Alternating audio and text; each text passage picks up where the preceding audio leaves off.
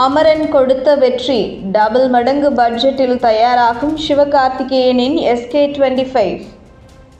செய்தி புனல் நேயர்களுக்கு வணக்கம்.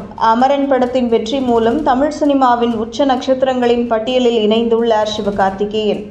அவர் நடித்த அமரன் திரைப்படம் பாக்ஸ் ஆபீஸில் 300 கோடி ரூபாய் என்கிற இமாலய வசூலை கடந்து வெற்றி நடை போட்டு வருகிறது.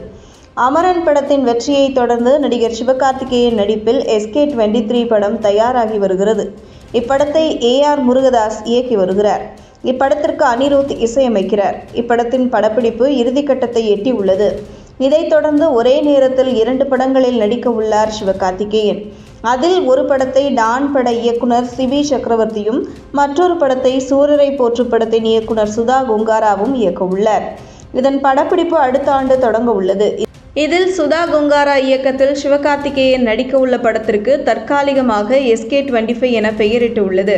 அது மட்டுமின்றி இப்படத்தில் முதலில் சூர்யா தான் நாயகனாக நடிக்கிருந்தார். ஆனால் சில காரணங்களால் சூர்யா விலகியதால் அவருக்கு பதில் சிவகார்த்திகேயனை கமிட் செய்துள்ளார் சுதா கொங்காரா.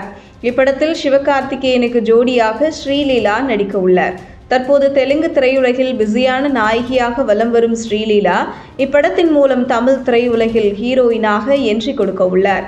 மேலும் SK25 திரைப்படத்தில் நடிகர் சிவகார்த்திகேயனுக்கு வில்லனாக ஜெயம் ரவி நடிக்க உள்ளார். இது தவிர நடிகர் அதர்வாவும் முக்கிய கதாபாத்திரத்தில் நடிக்க இருக்கிறார். இப்படத்திற்கு GV பிரகாஷ்குமார் இசையமைக்க உள்ளார். நடிகர் சிவகார்த்திகேயன் கரியரில் அதிக பட்ஜெட்டில் உருவாகும் படமாக SK25 திரைப்படம் இருக்கும் என கூறப்படுகிறது. இப்படத்தை சுமார் 150 கோடி பட்ஜெட்டில் தயாரிக்க உள்ளார்களாம். அமரன் படம் தான் சிவகார்த்திகேயன் நடிப்பில் அதிக பட்ஜெட்டில் உருவான படமாகும். அப்படத்திற்கு 100 கோடி ரூபாய் பட்ஜெட்டில் தயாரித்திருந்தனர். அப்படத்தின் அதிரி புதிரியான வெற்றியால் SK25 படம் 150 கோடி பட்ஜெட்டில் உருவாகியிருக்கிறது.